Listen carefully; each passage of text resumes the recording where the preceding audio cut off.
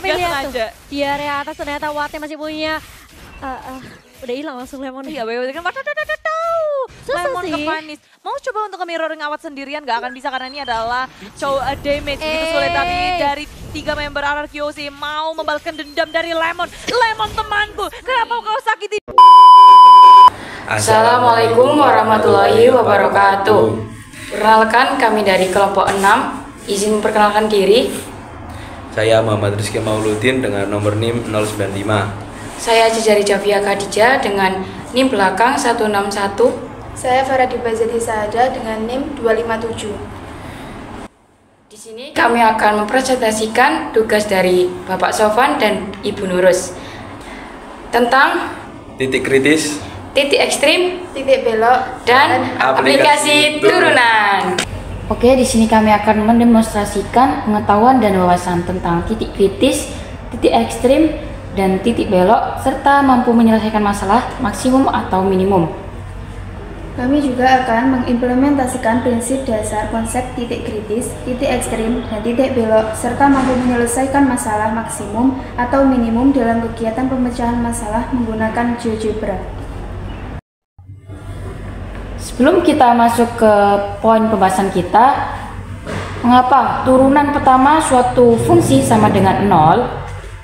Karena untuk menentukan suatu fungsi itu, kita tidak mungkin menggunakan sama dengannya menggunakan bilangan yang negatif atau positif. Jadi 0 itu adalah salah satu bilangan yang tidak termasuk bilangan negatif atau bilangan positif.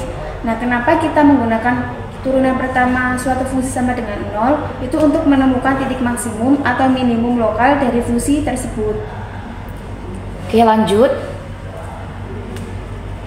Yang pertama, kita akan bahas titik kritis. Titik kritis ada 3 macam. Yang pertama, titik stasioner, titik singular, dan titik ujung. Pertama, titik stasioner. Titik stasioner atau F aksen X sama dengan 0 adalah titik di mana fungsi berhenti, berubah, naik atau turun pada titik tersebut. Yang kedua, titik singular, yaitu apabila F aksen X sama dengan 0. Nah, nanti kalau sudah bertemu itu dijadikan F aksen 0. Ya, nanti hasilnya itu pasti tidak ada atau tidak terdefinisi. Jadi syarat bisa dikatakan titik singular dengan F aksen 0 sama dengan tidak terdefinisi. Lalu yang ketiga, titik ujung. Titik ujung diperoleh dari interval suatu fungsi, bahwa jika di suatu soal tidak terdapat interval, kita tidak dapat mencari karena dari soal tersebut juga tidak ada interval. Tapi sebaliknya, ketika soal tersebut ada interval, kita harus mencari juga titik ujungnya. Lanjut, titik ekstrim. Titik ekstrim adalah titik yang pertambahan fungsinya mencapai posisi terendah dan kemudian menurun, atau sebaliknya, di mana merupakan titik yang pengurangan fungsinya mencapai posisi tertinggi dan kemudian meningkat. Terdapat 2 macam titik ekstrim. Yang pertama, titik ekstrim maksimum apabila F double aksen lebih dari 0. Nah, ekstrim maksimum disebut juga cekung atas atau CA. Yang kedua, ekstrim minimum apabila F double aksen kurang dari 0, disebut juga cekung bawah atau CB. Lanjut. Yang ketiga, titik belok. Titik belok adalah suatu titik pada grafik suatu fungsi di mana fungsi tersebut kontinu pada titik itu dan kecekungan grafik fungsi berubah pada titik itu. Untuk mencari titik belok, maka menggunakan F double aksen X sama dengan 0. Pada titik belok ada 2 macam, yaitu kurva naik apabila F aksen X lebih dari 0, kurva turun apabila F aksen X kurang dari 0. Bisa. Gimana dijelasin? Bisa. Bisa. Lanjut ya. Lanjut. Tadi kita sudah share materinya. Oke, agar kita bisa memahami materi yang kita paparkan, terdapat contoh soal yang dimana diketahui suatu fungsi fx sama dengan x pangkat 3 min 3x. Tentukan titik kritis, nilai maksimum, dan nilai minimum pada interval x lebih besar sama dengan min 2, x kurang dari sama dengan 2. Lanjut. Untuk pembahasannya, yang pertama titik kritis. Sudah saya jelaskan tadi, titik kritis ada 3 macam. Ini titik stasioner, titik singular, dan titik ujung. Yang pertama titik stasioner. Terdapat fungsi x pada soal x pangkat 3 min 3x. Kita turunkan f aksen x sama dengan 3x kuadrat min 3. Di mana dapat turunan ini, x pangkat 3 kita turunkan 3x, 3 kurangi 1, 2, jadi 3x pangkat 2. Lalu 3x diturunkan menjadi 3, jadi 3x pangkat 2 min 3. Syarat agar disebut titik stasioner adalah f aksen x sama dengan 0. Kita masukkan turunan pertamanya 3x pangkat 2 min 3 sama dengan 0. Kita faktorkan 3 buka kurung x pangkat 2 min 1 tutup kurung sama dengan 0. Lalu x pangkat 2 min 1 sama dengan 0. Lalu x pangkat 2 min 1 bisa kita faktorkan menjadi x plus 1, x min 1 sama dengan 0. Jadi dapat ditemukan x sama dengan min 1 atau x sama dengan 1. Bisa dibilang titik fungsi yang pada soal memiliki titik stasioner. Kemudian yang kedua titik singular. Sudah diketahui kalau fx sama dengan x pangkat 3 min 3x.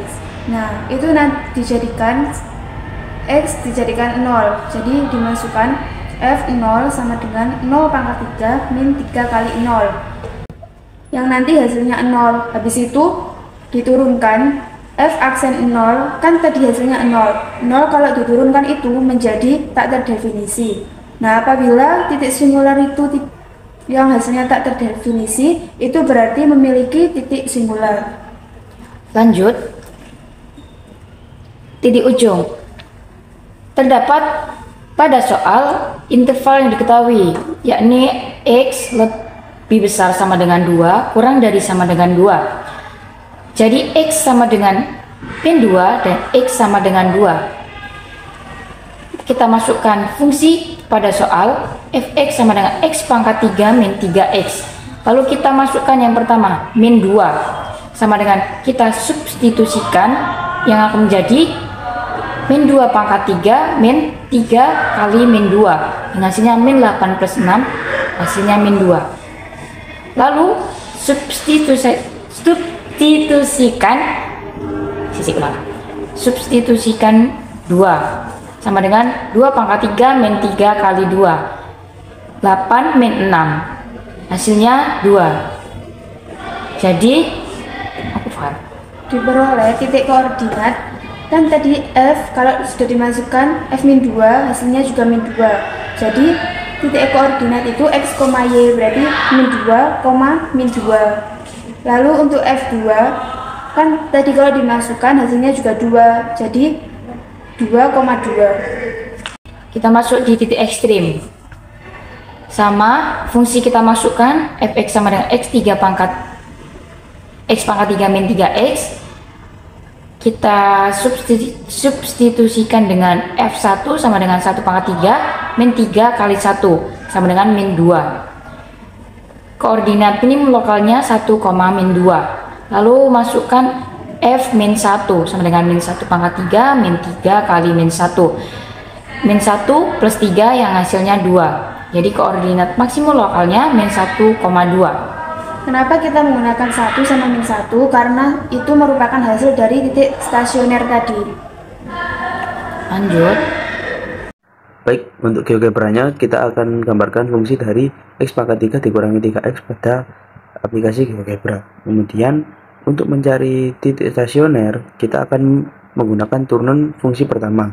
Kemudian kita akan turunkan dengan rumus f aksen x. Kemudian kita gambar pada GeoGebra. Lalu untuk mencari titik linear sama dengan f aksen x sama dengan 0. Nah, pada saat f aksen x sama dengan 0 akan terlihat titik stasionernya. Pada titik stasioner pertama saya akan berikan tanda A, dan juga stasioner kedua saya berikan titik B. Kemudian titik ujung kita menggunakan ujung dari interval yang kita gunakan. Jadi pada min 2 akan menghasilkan min 2, kemudian pada saat 2 juga menghasilkan 2. Lalu karena titik stasioner dan juga titik ujung memiliki nilai yang sama, maka titik maksimum dan juga titik minimumnya hanya ada satu, sehingga tidak ada maksimum global ataupun maksimum lokal. Selanjutnya titik belok.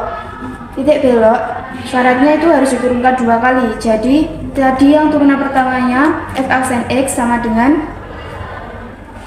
3x pangkat 2 min 3, kalau diturunkan 2 kali menjadi 6x. Lalu turunannya itu kita jadikan sama dengan 0, berarti 6x sama dengan 0, x sama dengan 0. Habis itu kita substitusikan nilai 0 tadi ke fungsi awal yang sebelum diturunkan. Fungsi awalnya sudah diketahui, x pangkat 3 min 3x.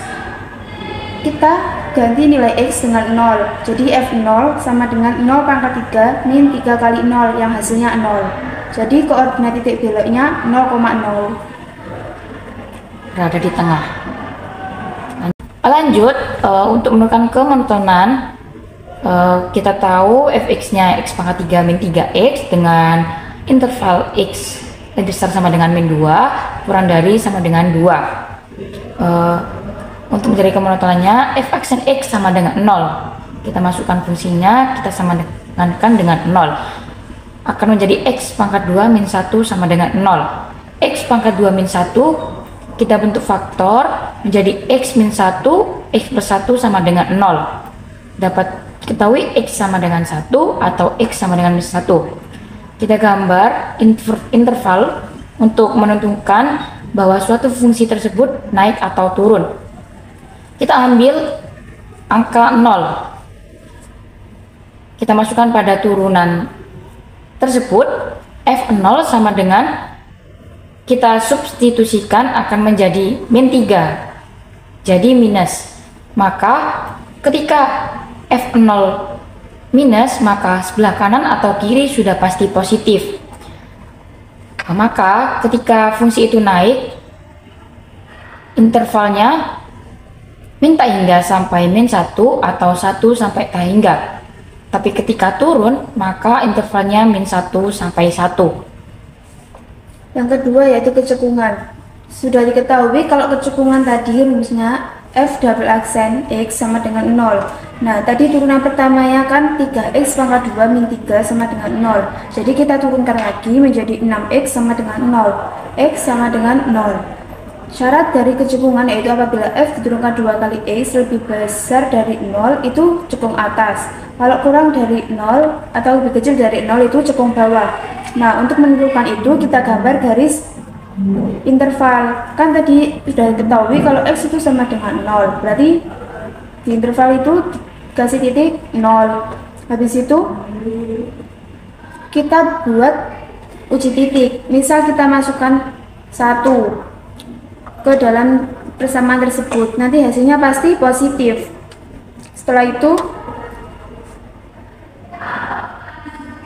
itu kita dapat menyimpulkan bahwa kalau 1 itu positif, kan 1 terletak di sebelah kanan 0, berarti yang di sebelah kiri 0 itu pasti negatif. Sehingga kalau cekung atas itu kan tadi sudah disebutkan kalau lebih besar dari 0, berarti terletak pada interval 0 sampai tak hingga.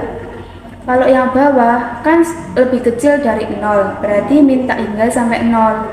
Nah, untuk menggabungkan keduanya, kita gambar garis interval yang kemonotonan yang tadi terletak di titik min 1 sama 1. Lalu untuk kecekungan itu kan tadi sudah disebutkan kalau terletak di 0 saja.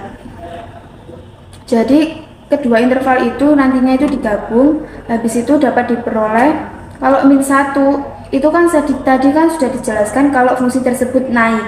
Nah, sedangkan pada kecekungannya itu cekung bawah. Berarti untuk